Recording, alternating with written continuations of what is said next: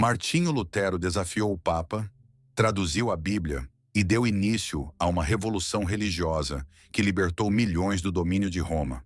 Mas o que pouca gente sabe é que ele também escreveu palavras tão venenosas que séculos depois seriam citadas pelos próprios nazistas para justificar o ódio aos judeus. Como um reformador cristão acabou inspirando discursos que culminariam no Holocausto? Será que existe uma raiz protestante no antissemitismo alemão? E até que ponto as palavras de Lutero serviram como combustível para Hitler? Se este tema já te chocou nos primeiros segundos, curta o vídeo agora, compartilhe com quem ama a história e se inscreva no canal.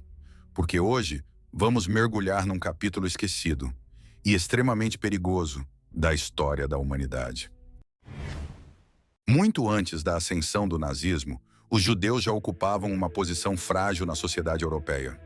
Durante séculos, foram alvo de desconfiança, isolamento e violência, muitas vezes com apoio de autoridades religiosas e civis. Na Idade Média, espalhou-se a acusação de que os judeus eram os responsáveis pela morte de Jesus, uma ideia conhecida como deicídio. Essa narrativa alimentou preconceitos e justificou políticas de exclusão.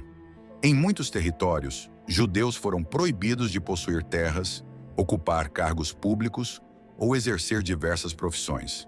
Restringidos economicamente, foram empurrados para atividades como o comércio e a cobrança de dívidas, o que os tornava ainda mais impopulares. Além disso, eram forçados a viver em guetos, afastados da população cristã e perseguidos por rumores infundados, como o chamado libelo de sangue, a falsa acusação de que judeus sequestravam crianças cristãs para rituais.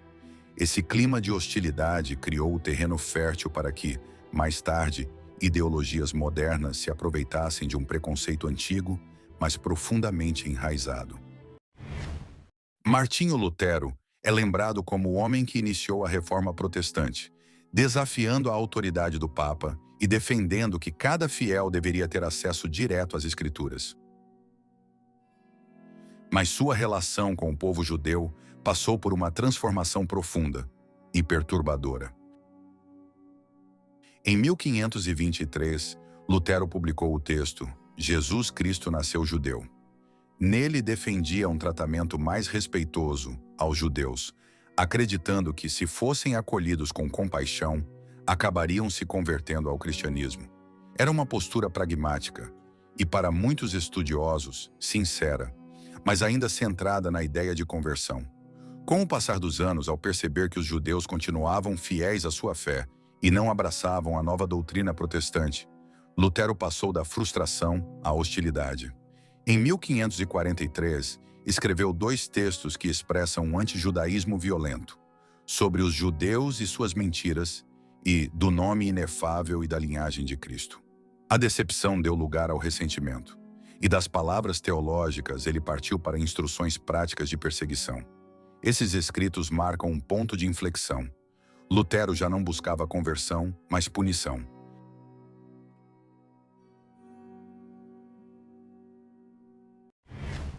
As palavras que Martinho Lutero escreveu em seus últimos anos não foram apenas teológicas, foram políticas, sociais e, acima de tudo, profundamente hostis. No tratado Sobre os Judeus e Suas Mentiras, Lutero utiliza termos que chocam até os estudiosos mais experientes. Ele descreve os judeus como vermes venenosos, mentirosos e incorrigíveis, filhos do diabo. Vai além da crítica religiosa.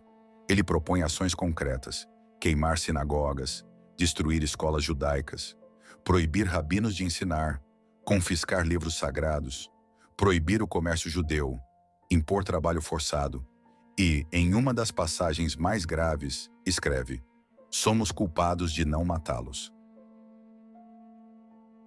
Em Vom Shem Hamforas, Lutero ironiza o nome sagrado de Deus no judaísmo e recorre a imagens grotescas. Ele menciona uma escultura medieval de uma porca sendo amamentada por judeus, um insulto visual conhecido como Judensal, símbolo da humilhação anti-judaica. A linguagem era simbólica, mas também era literal. O que Lutero escrevia tinha impacto. Ele era uma das vozes mais influentes da Alemanha. Esses escritos não ficaram restritos ao século XVI. Eles circularam, foram citados e republicados em diferentes momentos da história alemã, inclusive no século XX. Séculos depois de sua morte, as palavras de Lutero foram resgatadas, não como legado espiritual, mas como arma ideológica. Durante o regime nazista, o antissemitismo não era apenas político, era também justificado moralmente. Os textos de Lutero se encaixavam com precisão na propaganda do Terceiro Reich.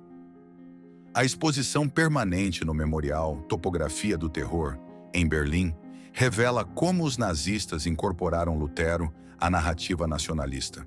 Citações diretas de Sobre os Judeus e Suas Mentiras eram publicadas no jornal antissemita Der Stürmer, que afirmava: Lutero é um dos maiores antissemitas da história alemã.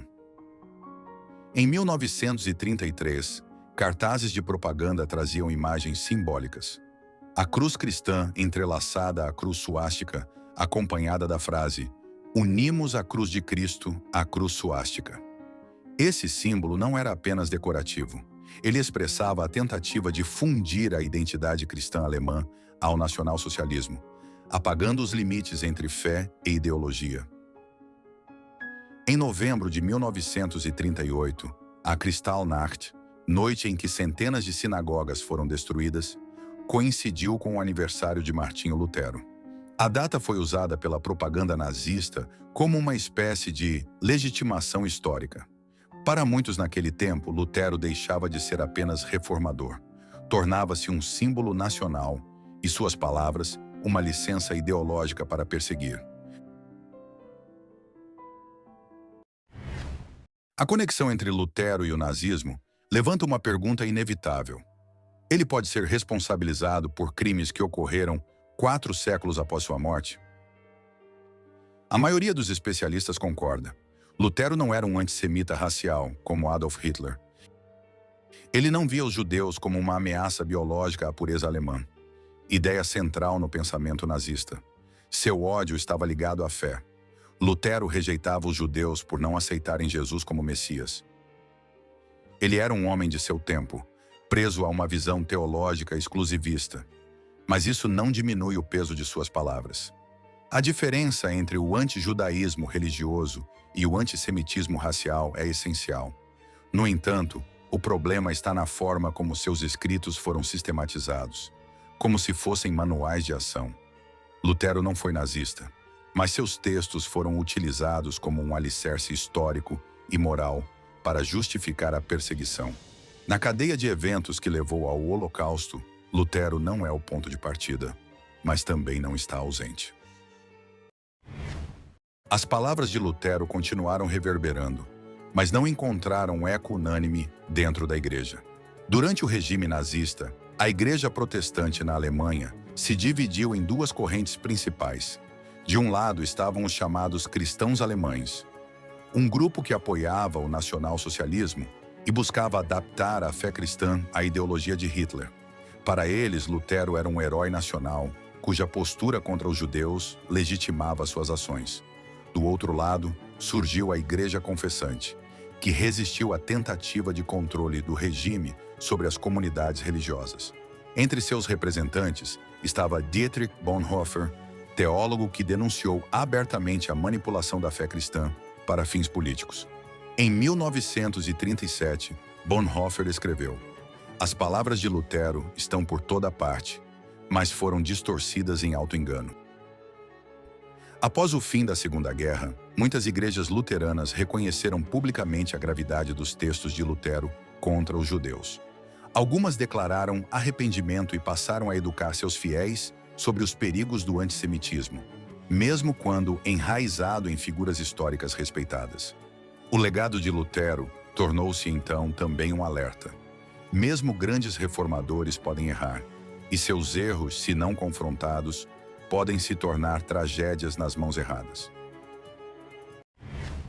A Reforma Protestante começou com um apelo à liberdade de consciência, a leitura direta das Escrituras, a reforma de uma fé corrompida. mas também revelou como as palavras de um homem, por mais influente que seja, podem carregar contradições profundas. Lutero libertou muitos da autoridade papal, mas encadeou outros com preconceitos religiosos duradouros. Ele ensinou coragem diante do poder, mas também escreveu com dureza contra os que discordavam de sua visão de fé. E mesmo sem ter sido um antissemita racial, suas palavras foram usadas como munição ideológica por um dos regimes mais cruéis da história. A história nos ensina que ideias têm consequências e que discursos podem atravessar os séculos, ecoando onde menos se espera. Hoje, o reconhecimento desses erros históricos não diminui a importância da reforma, mas amplia nossa responsabilidade. Responsabilidade de lembrar, de educar, de questionar heranças que às vezes carregamos sem perceber. Lutero desafiou o poder de seu tempo, e agora cabe a nós desafiar o silêncio sobre os capítulos incômodos da nossa própria tradição.